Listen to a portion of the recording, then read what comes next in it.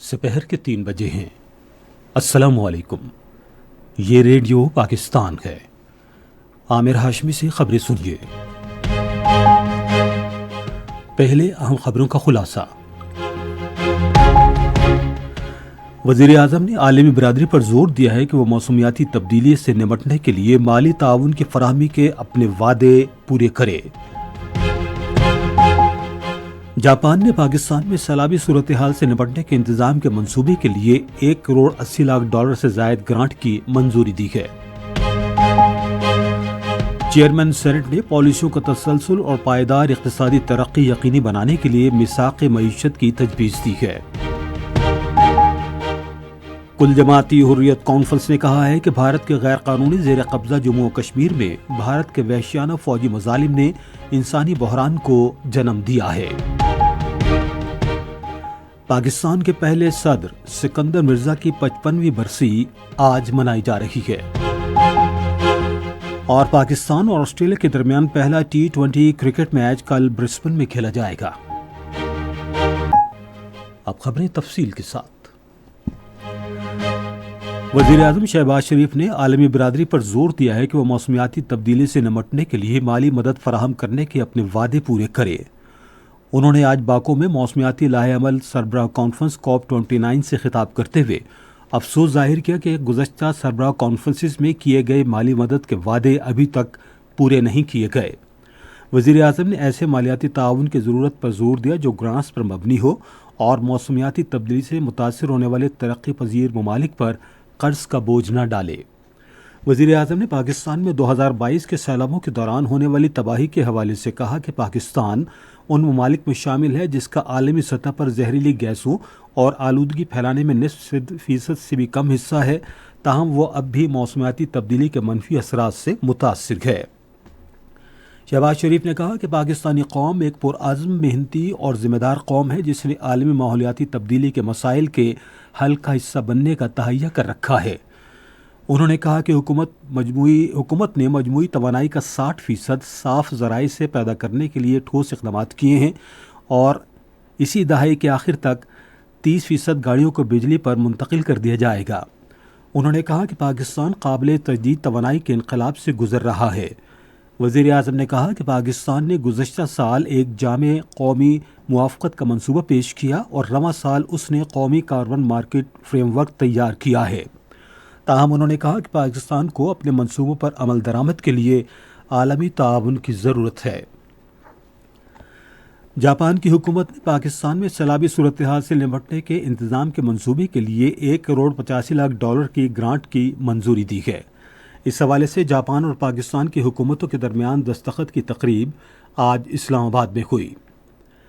منصوبے کا مقصد سیلاب کی درست پیش گوئی اور اس سے نمٹنے کی کارروائیوں کو بہتر بنانا اور جامع بنیادی معلومات کی فراہمی ہے جو سیلاب اور بنیادی ڈھانچے سمیت جانی اور معاشی نقصان کے خطرے کو کم کرنے میں کردار ادا کرے۔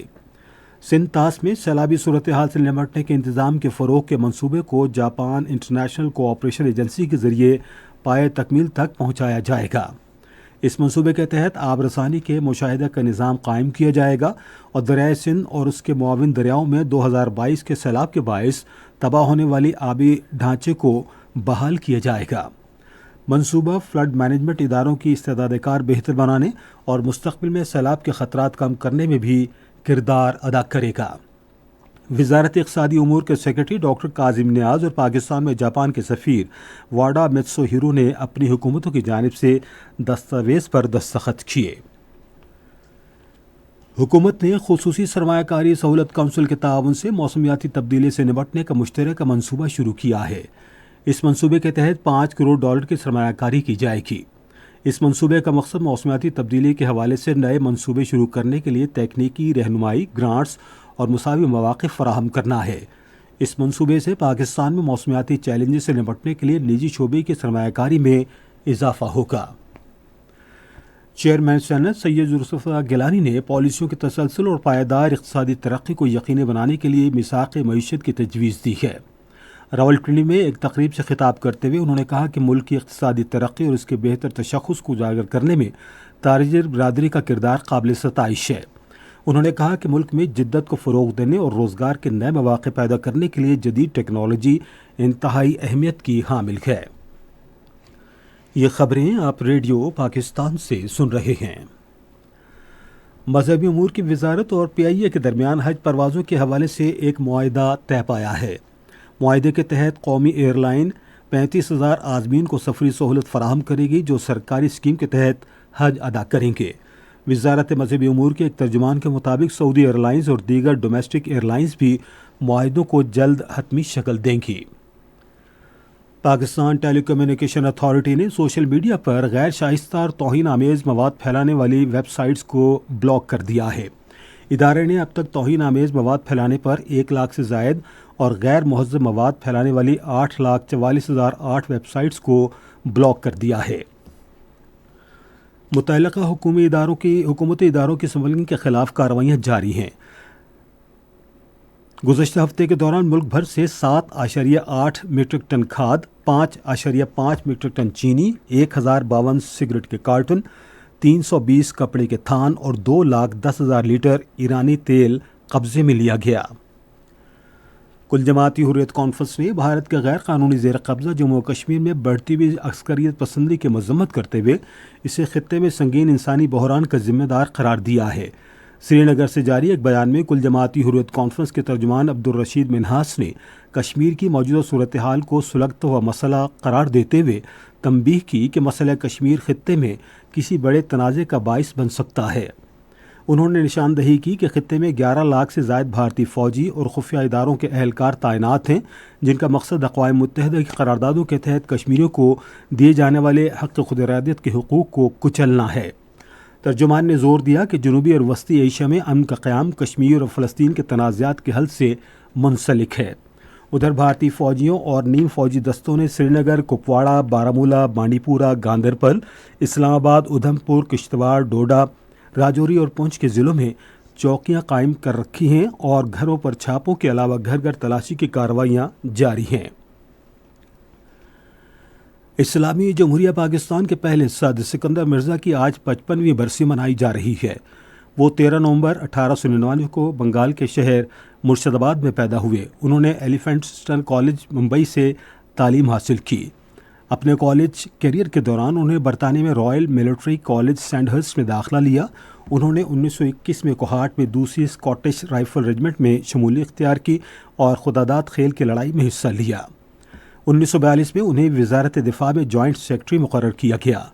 قیام پاکستان کے بعد سکندر مرزا کو حکومت پاکستان کی وزارت دفاع کا پہلا سیکرٹری نامزد کیا گیا۔ 6 اگست 1955 کو گورنر جنرل ملک غلام محمد کی خرابی صحت کے باعث وہ قائم مقام گورنر جنرل بنے۔ 5 مارچ 1956 کو وہ پاکستان کے پہلے صدر منتخب ہوئے۔ سکندر مرزا 13 نومبر 1969 کو لندن میں انتقال کر گئے۔ پاکستان اور آسٹریلیا کے درمیان 3 میچوں کی سیریز کا پہلا T20 کرکٹ میچ کل برسبن میں کھیلا جائے گا۔ میچ پاکستانی وقت کے مطابق دن 1 بجے شروع ہوگا۔ اس سے پہلے پاکستان نے آسٹریلیا کے خلاف 3 ایک روزہ بین الاقوامی میچوں کی سیریز جیتی ہے۔ اور اب موسم۔ محکمہ موسمیات کی پیشگوئی کے مطابق آئندہ 12 گھنٹے کے دوران ملک کے زیادہ تر علاقوں میں موسم ابرآلود رہے گا، تاہم اس دوران گلگت، بلتستان، کشمیر اور بالائی خیبر پختونخوا میں بعض مقامات پر بادل چھائے رہنے، گرج چمک کے ساتھ بارش اور پہاڑوں پر برف باری کا امکان ہے۔ میدانی علاقوں میں سموگ چھائی رہے گی۔ آج ریکارڈ کیا گیا بعض بڑے شہروں کا درجہ حرارت: اسلام آباد اور Lahore 24 degree centigrade, Karachi 33، Peshawar 25، Quetta 19، Gilgit 18، Murree 16، Muzaffarabad 21، سری نگر 16، جموں 25 اور لیہ 7 ڈگری سینٹی گریڈ۔ اسی کے ساتھ خبریں ختم ہوئیں۔ مزید خبروں اور تجزیوں کے لیے آئیے ہماری ویب سائٹ پر radio.gov.pk اور فیس بک کے link radio Pakistan news official پر براہ راست ویڈیو سٹریمنگ بھی ملاحظہ کیجیے۔